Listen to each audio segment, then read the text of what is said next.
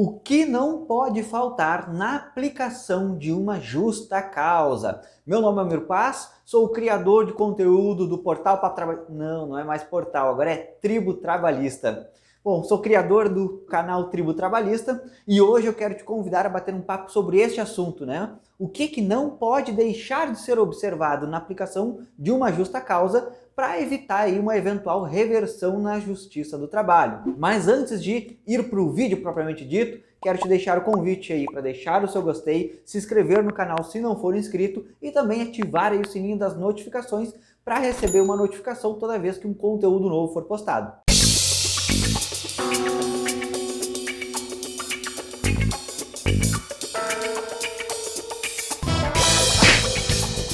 Bom, o tema de justa causa ele é polêmico por si só, né? Apesar de ser um tema até muito corriqueiro no cotidiano, né? Na vida das empresas, ele ainda permanece cheio de polêmicas e cheio de procedimentos, dúvidas, né? Inconsistências e praticamente todas as justas causas vão parar na Justiça do Trabalho. E aí é um problema, né? Para saber se ela vai ser revertida ou não e o que né, a Justiça acaba olhando para verificar se uma justa causa vai ser julgada válida ou vai ser anulada. Basicamente, vai se observar os requisitos da aplicação da justa causa. Se a justa causa que foi aplicada observou todos os requisitos, ela vai ser julgada válida e vai ser mantida na Justiça do Trabalho. Mas, se não for observado todos esses requisitos, aí sim ela vai ser considerada anulada e ela vai ser revertida provavelmente em uma despedida sem justa causa ou vai ser determinada a reintegração desse trabalhador de volta no ambiente da empresa. E então, o que não pode ser deixado de observar? O que a gente não pode deixar passar quando a gente quiser aplicar aí uma justa causa? Eu costumo falar, né, que existem as regras básicas, que é aquelas regras que tem que estar em qualquer tipo de justa causa, e existem as regras específicas a cada tipo de justa causa. Existem uma série de justas causas aí previstas na legislação, e aí a determinado tipo de justa causa vai ter uma regra específica. Então eu costumo sempre dividir em regras básicas e regras específicas. É uma forma mais fácil de explicar toda essa situação e também de pessoas que não são do direito também conseguir compreender e também utilizar isso para aplicar no dia a dia de uma forma mais prática. Então eu separei aqui todas essas regras básicas que eu vou trazer neste vídeo, que são aquelas regras que não podem deixar de ser observadas em nenhuma hipótese na aplicação de uma justa causa. E eu já quero deixar o lembrete aqui para vocês. Se vocês preferem ler esse conteúdo, querem ter esse conteúdo escrito, eu tenho um artigo, né, no Portal Papo Trabalhista, justa causa de forma simplificada ou algo assim. O link vai estar aqui na descrição se tu prefere e vamos lá, né? Vou trabalhar aqui com vocês as regras básicas da aplicação da justa causa. E a primeira regra básica, né, é o da tipicidade. A gente não pode inventar um motivo para aplicar a justa causa que não esteja na lei. Então, basicamente, a gente vai ter que procurar aí enquadrar, encaixar a situação que a gente considera aí como uma falta grave, né, como uma justa causa, dentro de um artigo de lei. Ela tem que estar enquadrada dentro de um artigo de lei. Felizmente, né, a nossa legislação ela é, de uma certa forma, muito subjetiva e então é possível enquadrar diversas situações dentro dos tipos legais que basicamente estão reunidos no artigo 482, mas eles não são os únicos para a aplicação da justa causa, mas são os principais. Então, se aconteceu alguma coisa que tu considera uma falta grave, uma justa causa, primeira coisa que tu vai ter que verificar é verificar todos os tipos legais e saber em que tipo legal ele vai se enquadrar. E é muito importante aí entender bem, né, quais são os tipos legais e o que vai enquadrar em cada tipo legal. Por quê? Quando tu for aplicar a justa causa, tu vai ter que indicar especificadamente que tipo legal tu está enquadrando. Porque tu tem que dar a oportunidade do trabalhador, né? Quando ele sofre essa penalidade máxima, que é a justa causa, ele tem que saber o motivo, porque ele tem o direito de ampla defesa, então ele tem que saber, né, por que ele está sendo punido para poder se defender. Então tem que entender muito bem quais são os tipos legais e aonde enquadrar. Vamos para a segunda regra básica da aplicação da justa causa, que é a gravidade. E isso aqui é um tema muito interessante, esse da gravidade, que é pouco abordado, né? Todo mundo fala, né, que o fato não basta estar tipificado, ele também tem que ser grave. Tem que perceber que essas regras, elas têm que ir preenchendo, elas são cumulativas, todas têm que estar presentes na justa causa para ela ser válida. E um desses elementos que mais gera polêmica, principalmente, é esse da gravidade. O que é grave? É um elemento extremamente subjetivo. Então a gente tem que tentar estabelecer aqui alguns critérios, fazer essa dosagem de gravidade basicamente. E o que eu aconselho a sempre considerar como qual seria o ponto de partida ou o ponto de vista para se aferir aí a gravidade? Seria a quebra da relação de confiança que deve existir entre a empresa e esse empregado, esse trabalhador. Porque o que acontece? É próprio da relação de emprego a existência de uma confiança entre o trabalhador e o empregador. Porque o trabalhador vai lá, vende, né, a sua força de trabalho, ele trabalha praticamente 30 dias na confiança de que vai receber a sua contraprestação para poder sobreviver. Ele só está ali trabalhando para receber algo em troca. Da mesma forma, o empregador confia que o trabalhador vai cumprir com as obrigações do contrato para poder pagar o salário no final do mês e ele, né, conseguir usufruir daquela força de trabalho para obter ali, cumprir com o seu fim econômico, né, que é obter lucro. Então, o que eu aconselho aqui é que a gravidade sempre seja analisada aqui do ponto de vista da quebra da relação de confiança. Porque quando há a quebra dessa relação de confiança, não tem mais como manter esse vínculo. E esse é um dos principais fatores para a aplicação da justa causa, a quebra do vínculo de confiança inerente ao contrato de trabalho. O empregador não tem mais como confiar naquele empregado para exercer aquela atividade. E isso pode sofrer aí uma certa qualificação se o trabalhador, né, cometeu o ato de forma dolosa, né, com vontade, ele planejou aquele ato. Ele pode sofrer também mais uma qualificadora se resultar em prejuízo para a empresa. Então tudo isso vai ser considerado. E para aferir também essa gravidade, né, esse requisito, essa regra básica, a gente também deve verificar aí a situação no seu contexto, né? A gente não pode simplesmente dizer, não, olha, por exemplo, xingar, né, um colega, falar palavrão no ambiente de trabalho é uma falta grave. Não tem como dizer que em qualquer situação falar um palavrão vai ser uma falta grave. Depende muito do contexto, então a gente vai ter que verificar o contexto onde ocorreu aquilo ali e o contexto também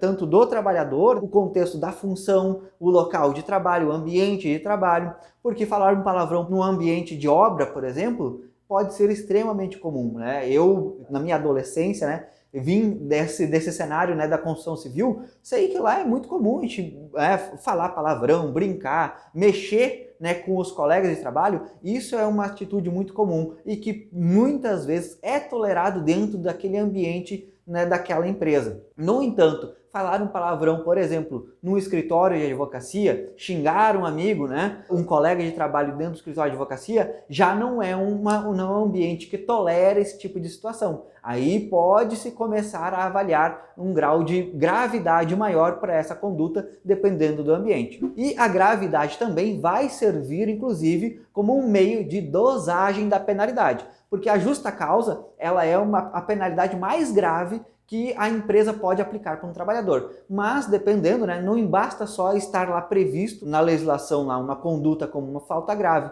Ela também vai ter que verificar se realmente ela foi grave naquele ponto para justificar uma penalidade máxima.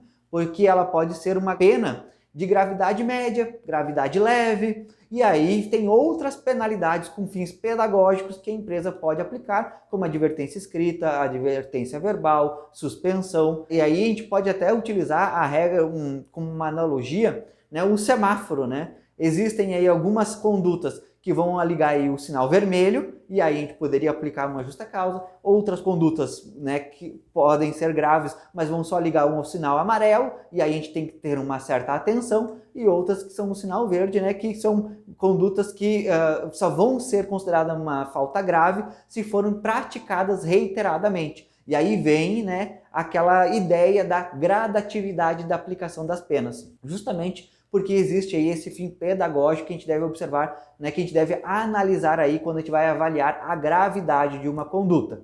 Se a gente analisar tudo isso, é bem provável que a gente não vá meter o pé pelas mãos, né, e aplicar aí uma penalidade de justa causa por uma falta que não é tão grave, que não justifique, né? E aí a gente vai verificar aí no complemento das próximas regras. Então vamos para a terceira regra básica. Terceira regra básica, então, da aplicação da justa causa é a autoria, né? A gente tem que ter certeza de que foi aquele funcionário, aquele trabalhador que cometeu essa falta grave.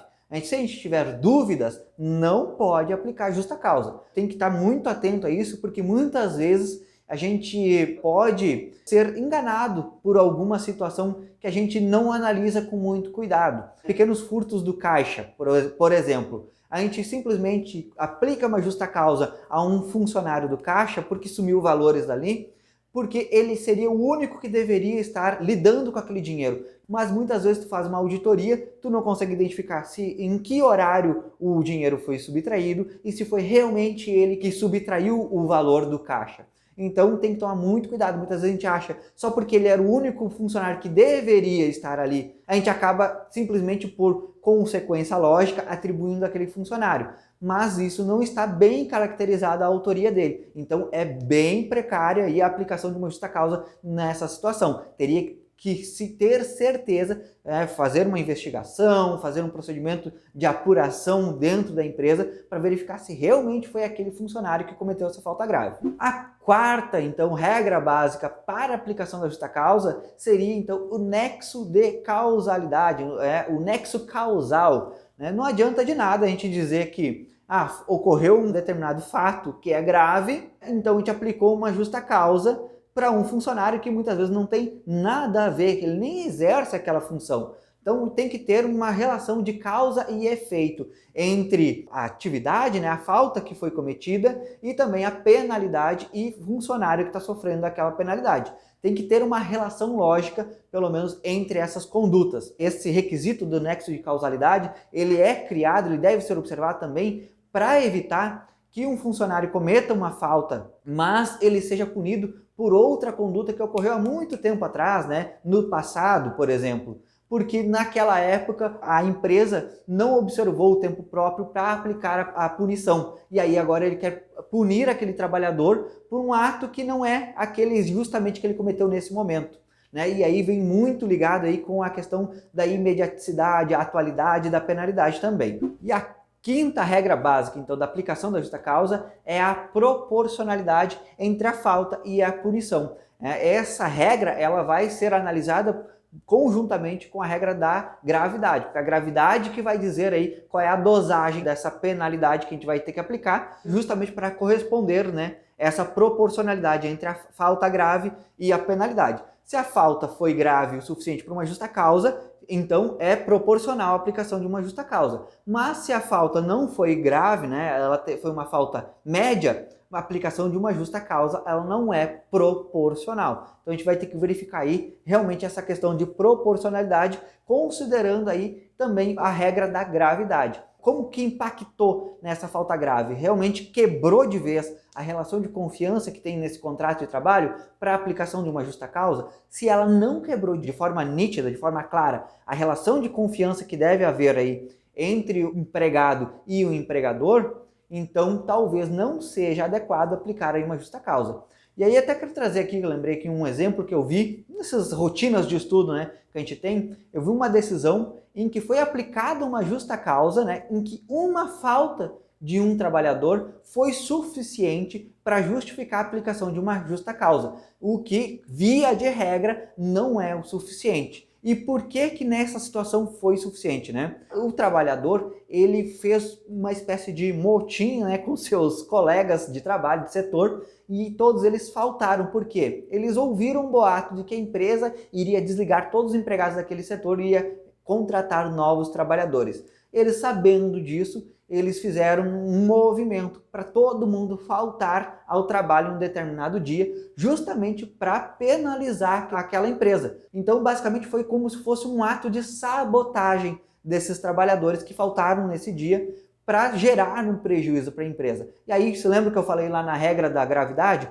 que a gravidade deve ser analisada no caso concreto e que ela pode ter alguns qualificadores, como prejuízo à empresa e a intenção do trabalhador, né, em cometer aquele ato. Então, aí neste caso, porque ele teve uma intenção realmente de faltar, foi uma falta premeditada e também houve aí uma intenção de causar um prejuízo, um abalo na atividade da empresa. Então, eles consideraram que sim, essa única falta teve uma gravidade suficiente para sustentar uma justa causa. Então, vamos para a nossa sexta regra básica, que é a da imediatidade ou atualidade. O que acontece, né? Essa também é uma outra regra que está sempre vinculada aí com a gravidade.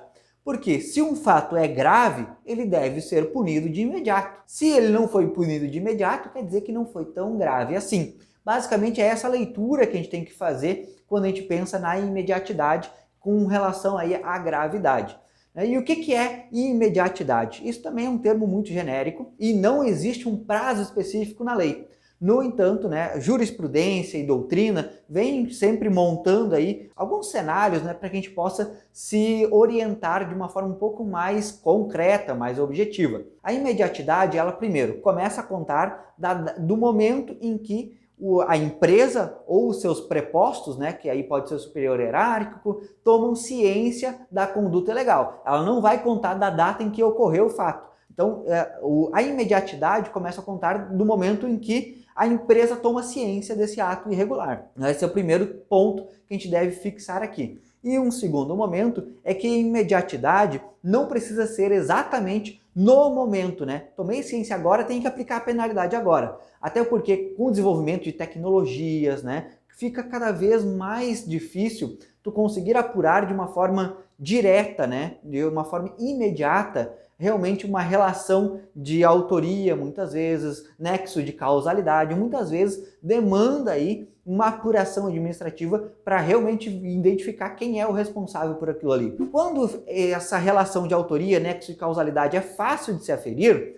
então se deve tomar aí uma atitude de uma forma muito rápida. O que se aconselha geralmente é que não se leve mais do que 24 horas para a aplicação dessa penalidade. No entanto, dependendo do tamanho da empresa, talvez aí os trâmites burocráticos pode tornar esse procedimento mais demorado. E quando existe isso, se a empresa comprovar que existe todo esse trâmite, poderia aí se estender um pouco mais esse prazo.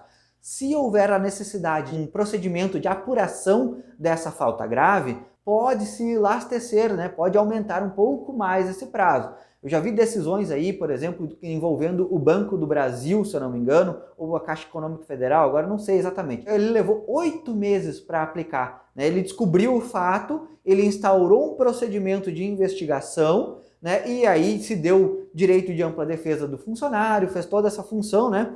O funcionário teve como exercer ali seu direito de defesa, prazo de resposta, teve recurso, né? Foi subindo, até que chegou a uma conclusão onde não tinha mais como o funcionário recorrer administrativamente. Então, isso tudo demorou 8 meses até efetivamente se aplicar a justa causa e o TST disse, olha, foi ok, porque a empresa, no caso ali, instaurou um procedimento e deu oportunidade do funcionário poder exercer seu direito de defesa, fazer provas. No entanto, no final das contas, acabou concluindo que ele cometeu e quando se concluiu realmente que ele cometeu, se aplicou então a penalidade de justa causa. Bom, vamos então para o próximo requisito, para a próxima regra básica. A nossa sétima regra básica, então, da aplicação da justa causa é a singularidade da punição. O que isso quer dizer, né? Um palavreado até às vezes mais complicado, né? Na verdade, o que isso quer dizer é que para uma falta grave deve ser aplicada apenas uma pena. A gente não pode, por exemplo, né, que muito corriqueiro, né, o que é muito fácil de acontecer nas empresas que muitas vezes não têm assessoria de um departamento pessoal qualificado ou não tem assessoria jurídica qualificada, né? O que eles fazem? Muitas vezes o trabalhador comete a falta grave, a empresa fica sabendo, a primeira atitude que ela faz é aplicar uma suspensão naquele trabalhador, naquele funcionário.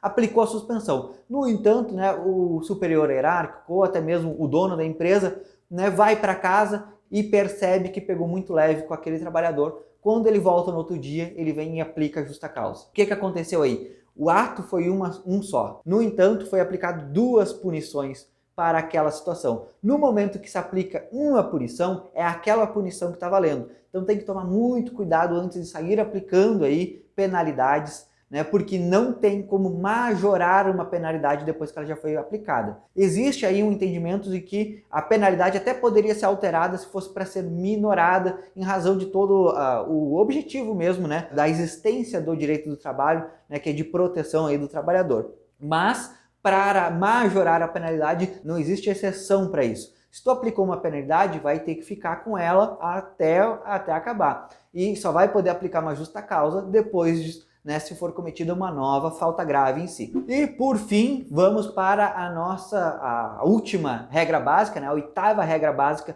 que deve ser observada em qualquer tipo de aplicação de justa causa, que é a ausência de discriminação. Deve ficar muito claro na aplicação dessa justa causa que ela não está sendo aplicada, né, com o intuito de discriminação ou até mesmo de perseguição a esse trabalhador. Então tem que tomar um certo cuidado. E aqui também a gente tem que chamar a atenção nessa regra básica, porque muitas vezes, né, que nem aquele exemplo que eu dei do trabalhador lá que fez o ato de sabotagem de faltar, né? Ele se organizou com todos os funcionários do setor para faltar naquele dia como uma forma de dar um recado para a empresa.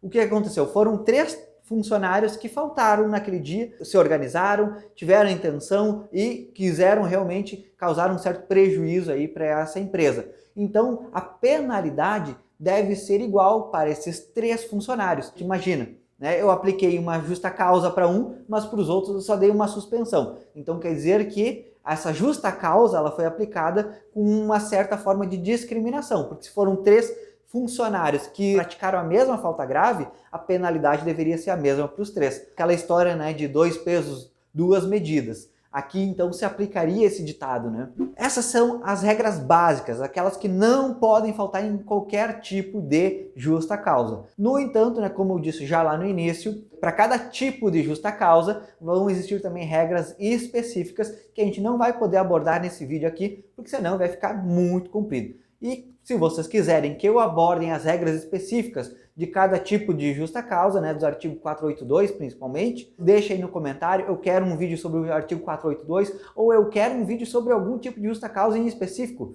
Também pode comentar aí que a gente vai ter o maior prazer aí em parar e elaborar um conteúdo a respeito disso, ok? Espero que tenha gostado do conteúdo, que ele tenha contribuído aí para o teu crescimento profissional, para o teu conhecimento. Muito obrigado por chegar até aqui, um abraço, sucesso, tchau!